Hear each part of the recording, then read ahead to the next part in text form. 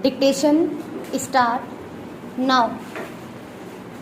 As you are aware, sir, among the many social and economic evils that beset our nation, food adulteration is most dangerous because the unsuspecting public have no way of knowing that when they buy a certain article, whether it is up to the required standard or not.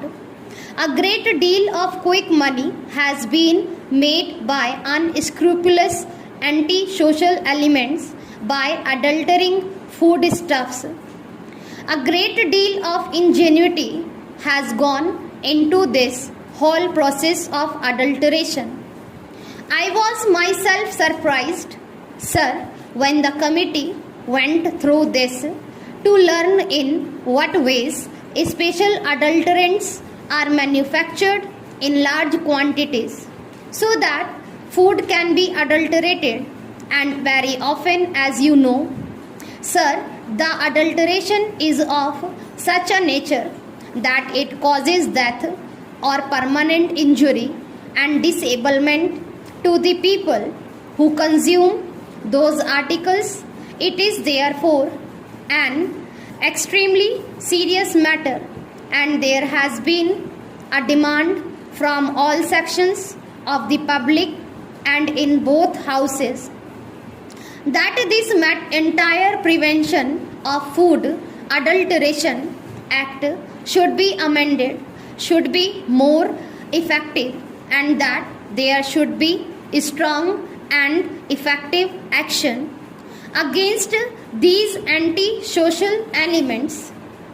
For this purpose, sir, I introduced in this House an amendment to the Prevention of Food Adulteration Act 1954. This act was passed 45 years ago by Parliament.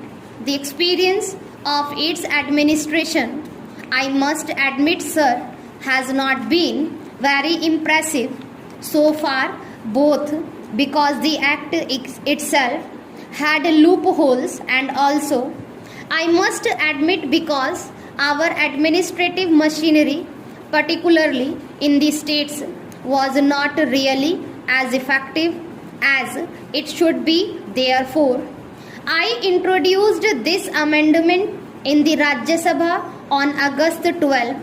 At that time, there was a demand from all sections of this House as well as the members of Parliament from very important nature of this legislation.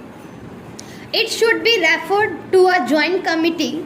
So, in response to that, it was referred to a joint select committee. It had 33 sittings and presented its report.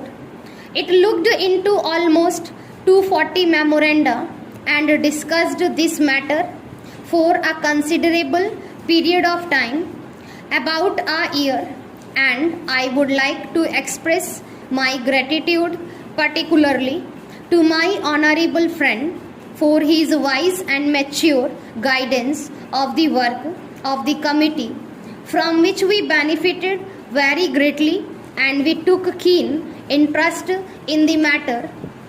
The bill that has been now emerged is definitely a great improvement upon the bill that we had originally introduced. Sir, the basic effort in this bill has been threefold. Firstly, to safeguard the interest of the consumers, because as I said, it is the unsuspecting consumer, and particularly women and children and weaker sections of the society who are the main victims of this evil. Secondly, is to prevent undue harassment to the trader, whether it is the producer, the wholesaler or the retailer. Whereas we should certainly keep a very strict watch upon them. There should not be any cause for an undue harassment, and thirdly, the act should be capable of effective implementation because there was a general feeling among the members of the committee that implementation had been lacking. These are the three major principles that were kept in mind by the committee in its deliberations. Sir, with your permission, I will very briefly put before the Honorable House some of the salient features of the bill that I have now presented. The finest point is that a distinction has been made between adulteration that is capable of easy detection by the eye and adulteration which is not. In other words, if something is adulterated and is visible, at least the consumer has the opportunity to take necessary precautions, but if it is processed and cooked, then there is no way by which the consumer can know whether it is adulterated or not until he has recapped the ill effects of adulteration.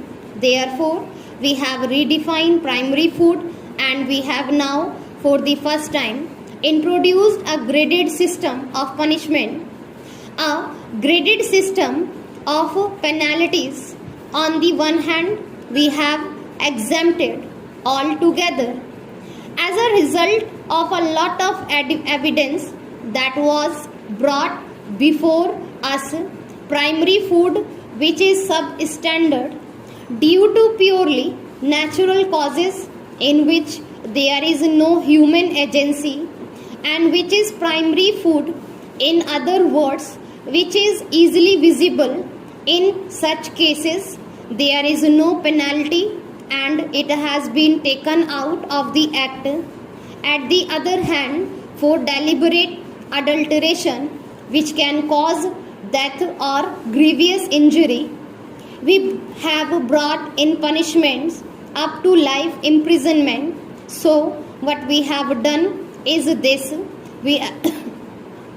these five categories: primary food adulterated due to purely natural causes is exempt. Then there is injurious and non-injurious adulteration.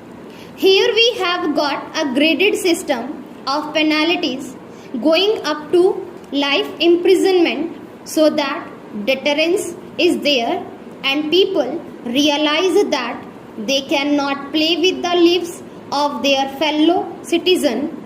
On the other hand, non-guilty people are brought within the mischief of the act.